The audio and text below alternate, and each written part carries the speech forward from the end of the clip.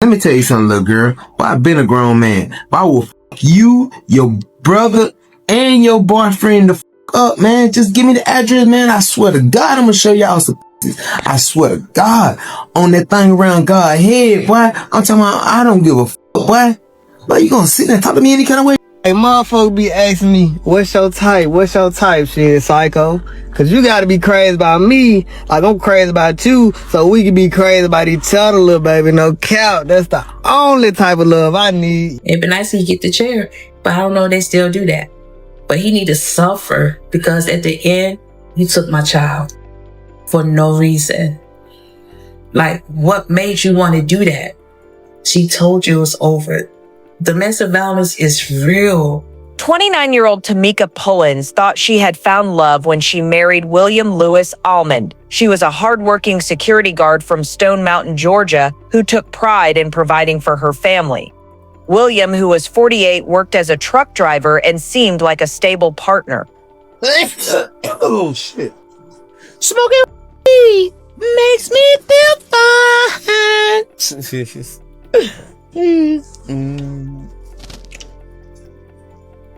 I got your bitch with me, nigga. I got your bitch and she loving this thug and shit. Hey. But behind closed doors, their relationship was far from perfect. Man, I think the devil sent her. She ain't my woman, what I'm paying for her rent for. She ain't my woman, what I'm paying for her nails for. She ain't my woman, why I'm trying to get her hair done. Evil world, ain't it? You think I'm paying for a conversation? Okay, you think you a star. You think you a part of the constellation. I gotta focus, need concentration. Pray for this generation. What they doing this in abomination? I know you probably gonna offend a G. And when I'm done, you gonna say I got broke nigga energy. Ain't nothing broke but my heart. I ain't into that. I'm breaking curses while my verse. Tamika lived in DeKalb County, an area known for having the second highest crime rate in Georgia. With over 30,000 reported crimes and a rate of 40.3 crimes per 1,000 residents, violence was never far away. But the danger that would ultimately claim Tamika's life wouldn't come from a stranger on the street. It would come from the man who promised to love and protect her. Keep it all the way real, little baby. I'm gonna be tender for you one time. Just one time. And when you fuck that up, you gonna see a whole different person, little baby. You gonna hate me, I ain't gonna lie. William wasn't just any ordinary husband. He was a man who needed medication to function properly, someone whose mental state was unstable at best. Friends and family had seen his erratic behavior firsthand. In one disturbing video, he could be heard saying, If I had to roll myself to your motherfucking house in a wheelchair, if I lose my kidney, I'ma roll myself to your house, knock on your door, and I'm gonna shoot you goddamn in your fucking face, pussies. Yeah, for real, man. I don't give a f. This wasn't the behavior of a stable man. This was someone whose grip on reality was slipping. Someone who saw violence as a solution to his problems. Despite the red flags, Tamika tried to make their marriage work. On social media, they appeared happy together, posting photos that showed what looked like a loving relationship.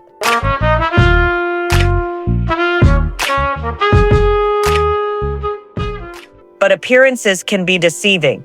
Behind the smiles and staged photos, William's behavior was becoming increasingly concerning. The breaking point came when Tamika finally found the courage to do what so many women in abusive relationships struggle with. She asked for a separation. She told William their marriage was over. She wanted out. But William wasn't going to let her go that easily. These hoes be using these children, man, you know what I'm saying? They got damn life for them and shit, you know. Bitch, just keep it real, man. If you don't want a real nigga, you know what I'm saying? Shit, let somebody else get me. Start hating. Move out the way. Shit, I got Glenwood today, so I said, fuck it. I ain't going out though. Went out for a little while. Shit, I'm too black and it too hot. And then a whole nigga on barbecue, I don't call number attitudes, you feel me? So I just sit right here and... Instead of accepting her decision like a rational adult, William's response was chilling.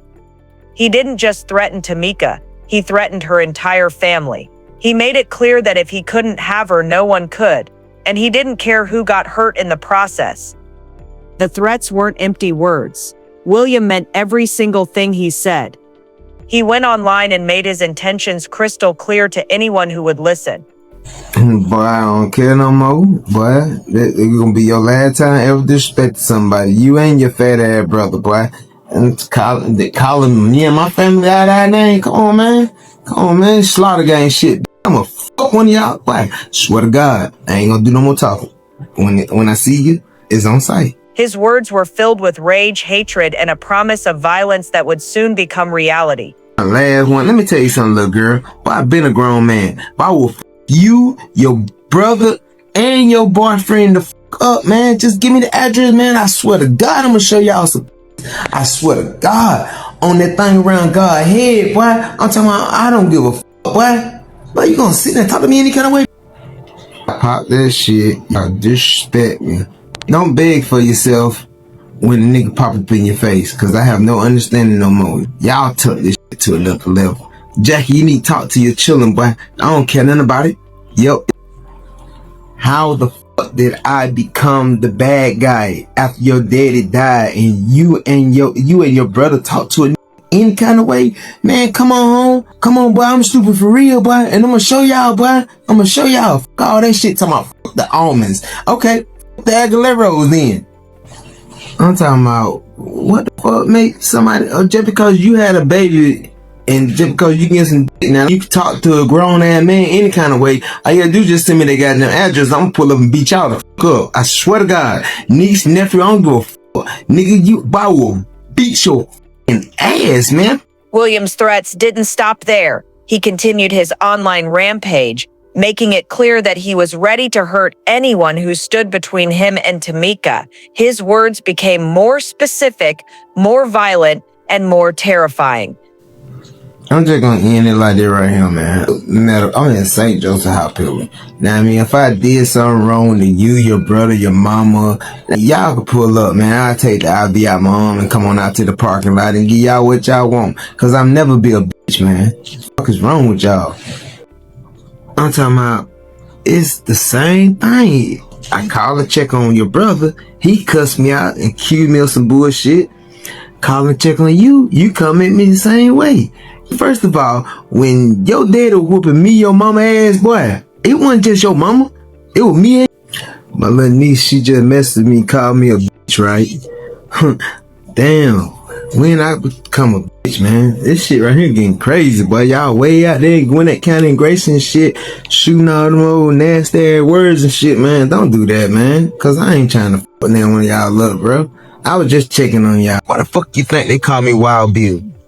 I'm still trying to get over. I'm still trying to figure out what the fuck I done did to you or your brother for y'all to even come at me sideways with this mouth. Y'all just showing up ready to go sit behind them bars, man. Now for real though. For real, you and your brother so disrespectful. I'm trying to get over how you just talked to me through a message though. That's how you and your brother be doing. Now I ain't never did nothing to one of y'all. I always been there for you and my nephew. Now I mean, I don't know, Nick. Boy, look here, check this out, man. You know what I'm saying? Don't throw no rock at me, man. Come pull up on me. I ain't asked you for nothing. I'm saying none of that. I just reached out to you and everything, little girl. Now, but for the most talking that crazy like your brother called me a pussy and shit. Come on, man. Y'all ain't gonna get in my face and say that shit, boy. Y'all ain't gonna get in my face. I don't give a fuck how y'all take it or whatever. You know what I'm saying? I'm ready with the fuck shit. These weren't the words of someone going through a difficult breakup. These were the words of someone planning something terrible. His next words would prove just how dangerous he had become. If I had to roll myself to your house in a wheelchair, if I lose my kidney, I'ma roll myself to your house, knock on your door, and I'm put you goddamn in your fucking face, pussies. Yeah, for real, man. I don't give a William was making direct threats to kill, and the most chilling part, he specifically mentioned that he didn't care if children were present. Tamika's family was terrified. They knew William wasn't bluffing. Tamika's mother, Nikita Bruce, would later reveal the full extent of his threats. He done told us plenty times, if my child don't come back to him, he will pop every kid in here. The family tried desperately to get help. They attempted to file a temporary restraining order against William, but there was one major problem. Police couldn't find him to serve the papers. William had made himself scarce, hiding from law enforcement while continuing to terrorize the family with his threats. What else could we do? Like, I feel like half of it's my fault because she's gone and I wasn't. The family felt helpless. They were dealing with a man who had openly threatened to kill children, yet the system seemed unable to protect them. William was somewhere out there, armed with rage and a clear intention to cause harm. As the days passed, the threats continued. William made it clear that he was ready to go to prison for what he was planning to do. But he was willing to pay that price to get revenge on Tamika and her family. Before we get too deep, please remember to like, comment, and subscribe if you find value in these discussions. On June 13th, 2025, William finally made good on his threats. He had obtained a weapon, and he knew exactly where to find his targets. Tamika was staying at her family's apartment at the Forest at Columbia Apartments on Columbia Drive, caring for her 7-year-old niece, Dior Scott. Dior was an innocent child who had nothing to do with the conflict between William and Tamika. She was described by family as full of energy, always dancing, and a diva who loved the color purple. She was just a little girl who happened to be in the wrong place when a dangerous man decided to act on his violent threats. That Friday afternoon would become the day that William's words turned into the most unthinkable reality. At approximately 2:49 p.m. on that tragic Friday, William arrived at the Forest at Columbia Apartments. Several family members were inside the apartment, terrified of what might happen. They had good reason to be afraid. William had promised this exact scenario. When William tried to get into the apartment through the front door, the family refused to let him in. They knew what he was capable of. They knew about his threats. They knew he had come there to hurt people. But William wasn't going to be stopped by a locked door. He tried to get in through the door, but he couldn't. So, from my understanding, he went to the window. And by my camera, he shot through the window. William broke the window and opened fire into the apartment. Inside, innocent people were fighting for their lives. 2 people were struck by the gunfire. 29-year-old Tamika Pullins, who had simply wanted to leave an unhealthy marriage, was shot. 7-year-old Dior Scott, who was just an innocent child caught in the crossfire of adult problems, was also hit. Family members inside the apartment frantically called for help while trying to provide aid to the wounded. But William's attack had been swift and deadly. When first responders arrived at the scene, they found a heartbreaking situation. Despite their best efforts to save both victims, performing CPR and other life-saving measures, it was too late.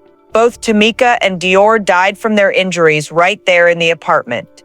DeKalb County Police Officer Elise Wells arrived to address the media about the tragedy. This afternoon, at approximately 2:49 p.m., DKPD was notified of 2 persons shot at the 2500 block of Columbia Drive. Once officers arrived on scene, they located 2 victims suffering from gunshot wounds. Officers attempted life-saving measures but were unsuccessful. Both victims succumbed to their injuries on scene. Both victims are female, 1 adult, and 1 child younger than 10. There were other people present inside the location but are uninjured. Absolutely, this is something that is completely senseless. Not only do we have 2 lives tragically lost, but one of them a child who's just getting started. The officer's statement reflected what everyone was thinking. How could someone be so cruel as to kill a 7-year-old child? What kind of person shoots into an apartment knowing children are inside? After the shooting, William fled the scene on foot. A massive manhunt was immediately launched, with dozens of police vehicles scouring the area. The community was on edge, knowing that a dangerous armed man was somewhere on the loose. The suspect is not currently in custody, but we're doing everything we can to get him into custody. For several hours, William managed to evade capture, but police were determined to find him. Using surveillance cameras and vehicle tracking technology, investigators were able to trace his movements after he fled the apartment complex. At approximately 8:30 p.m., about 5.5 hours after the shooting, police finally caught up with William. He was arrested without incident and taken into custody. The manhunt was over, but the damage had already been done. William was transported to DeKalb County Police Headquarters for questioning before being booked into the DeKalb County Jail. He was charged with malice murder, terroristic threats, and other related charges. The news of his arrest brought some relief to the community, but it couldn't bring back the two innocent lives that had been lost. Tamika would never see her 30th birthday, which was just 3 weeks away. Dior would never get the chance to grow up, go to school, or fulfill her dreams. The family was devastated beyond words. It'd be nice if he get the chair, but I don't know if they still do that. But he need to suffer because at the end, you took my child. Yeah. For no reason. Like, what made you want to do that? She told you it was over. Domestic violence is real. A heartbreaking moment. It said that it had to happen this way or go to this route. I was just upset because my sister wanted to leave. That's all. That simple statement captured the heart of this tragedy. A woman wanted to leave an unhappy marriage, and it cost her and her innocent niece their lives. The community rallied around the grieving family. Memorial balloons were placed at the apartment complex where the shooting occurred. They've been trying to get help. They couldn't get no help. They've been going back and forth with the police. People get help. If you can't get help, find some help. Go leave the situation. Get out. Don't stay. Because if you do, this is the problem. Nikita Bruce was blunt about her feelings toward the authorities. If you are in a domestic violence, cut ties with them. Block them. Everything. My daughter was reaching out for help. And I shouldn't be saying it, but the cab let her down. The case highlighted a tragic reality about domestic violence. It often becomes most dangerous when victims try to leave their abusers. William couldn't accept that Tamika wanted to end their marriage, so he decided that if he couldn't have her, nobody could. You asking me, what's your type? What's your type, shit, psycho? Cause you gotta be crazy about me, like I'm crazy about you, so we can be crazy about each other, little baby, no cap. That's the only type of love I need, you dig? The family now had to live with the devastating loss of two beloved family members. They had to somehow find a way to move forward after witnessing such unthinkable violence. William appeared in court for his first hearing and remained in jail without bond. The family hoped he would never be released, fearing what he might do if given another chance. The case of Tamika Pullins and Dior Scott serves as a tragic reminder that domestic violence doesn't just affect the people directly involved in toxic relationships. Innocent family members, including children, can become victims of someone else's rage and inability to accept rejection. Two lives were cut short because one man couldn't handle being told no. In a world where domestic violence claims too many lives, the deaths of Tamika and Dior stand as a stark reminder of how quickly threats can turn into deadly reality. I hope this story helps you recognize warning signs and encourage you to seek help or offer support before it's too late. I'll see you in the next episode of Crime of Passion. Thank you for watching.